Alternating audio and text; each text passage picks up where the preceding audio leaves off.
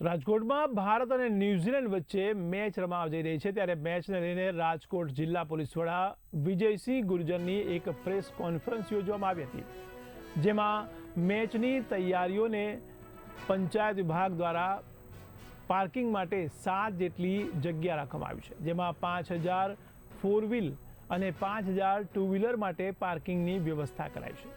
તો રાજકોટ જામનગર રોડ પર આવતીકાલે ભારે વાહનો માટે પ્રતિબંધ છે। તો નવા 150 ફૂટ રોડ અને પડધરીથી પણ ડાયવર્ઝન આપવામાં આવ્યું છે।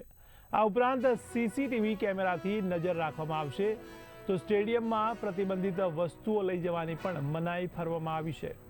ત્યારે ટિકિટ કાળા બજારી કરનાર સામે પણ કાર્યવાહી કરવામાં આવશે। તો ઓનલાઈન ટિકિટ કૌભાંડ કરશે તો પણ કાર્યવાહી થશે તેવું જણાવવામાં આવ્યું। તો પાર્કિંગનો ચાર્જ પંચાયત તરફથી વસૂલવામાં આવશે। આ ઉપરાંત પોલીસ બંદોબસ્તમાં 1 SP, 3 ASP, 4 DYSP, 14 police inspector, 42 police sub inspector, આ ઉપરાંત 700થી વધુ પોલીસ બંદોબસ્તમાં હાજર રહેશે।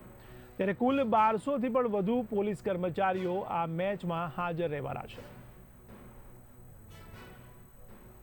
આવતીકાલનો રાજકોટના સ્ટેડિયમમાં જો ભારત અને ન્યૂઝીલેન્ડ વચ્ચેનો મેચ છે એના માટે પોલીસની બંદોબસ્તની વ્યવસ્થિત વ્યવસ્થા કરવામાં આવી છે।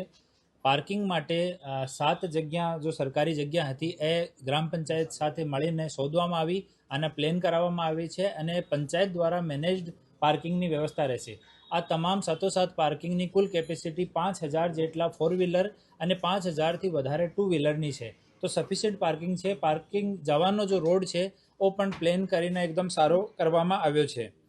આ સિવાય જો લોકો મેમ્બર્સ છે અને જો ટીમ છે આની એન્ટ્રી સ્ટેડિયમના મેઇન ગેટથી થશે। બાકી જો લોકો છે જેટલા પણ દર્શક છે એ લોકો શિવશક્તિ હોટલથી રાજકોટથી આપણે જામનગર બાજુ જવાનું હોય તો શિવશક્તિ હોટલથી યુટર્ન લઈને અને પછી પાર્કિંગમાં આ લોકોને વ્હીકલ ખડો કરીને સ્ટેડિયમમાં જવાનું રહેશે।